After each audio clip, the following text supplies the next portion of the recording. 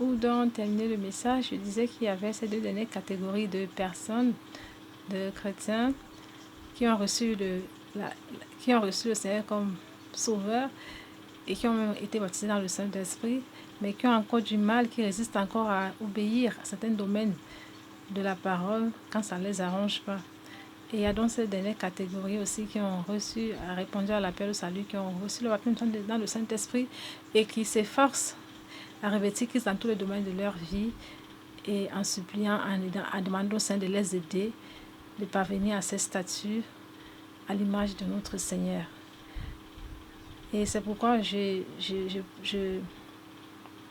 que la prochaine fois, nous puissions faire la mise à nu spirituelle qui va essayer de nous amener dans la confession des choses que Dieu n'aime, que nous avons faites auparavant dans notre vie passée, les uns et les autres ont fait, ces choses, ces péchés, ces choses, ces habitudes, qui vont nous amener donc à faire le point, voir par rapport à la parole de Dieu, qu'est-ce qu'il faut abandonner et commencer déjà à prier à propos, à demander à Dieu la délivrance, afin qu'au moment de s'engager à prendre ce baptême, qu'on sache à quoi on s'attend et à quoi on s'engage.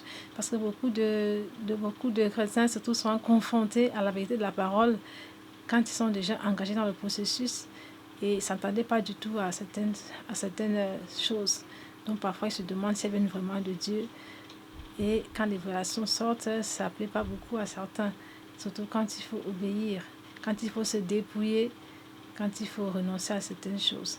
Moi, je pense que le mieux est de le savoir avant d'aller s'engager, savoir déjà à quoi on s'attend par rapport à la parole, qu'est-ce que nous dit la parole et à quoi on doit se tenir, à quoi on doit s'attendre et commencer déjà à implorer la grâce de Dieu afin que nos cœurs soient disposés pour la transformation et pour le renouvellement de notre intelligence au travers de la parole et avec l'aide du Saint-Esprit.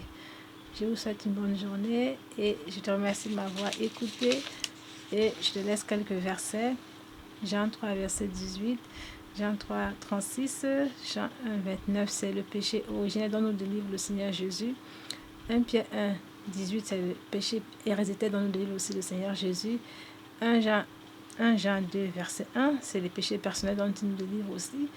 Et comme je disais la dernière fois, il faut éviter d'être dans la colère de Dieu. Il faut éviter la colère de Dieu. Il faut éviter d'être jugé d'avance. Éviter la condamnation éternelle. C'est pourquoi nous devons urgemment naître de nouveau pour ceux qui ne le sont pas encore. Et nous devons cheminer et rester dans la voie du salut pour ceux qui le sont déjà.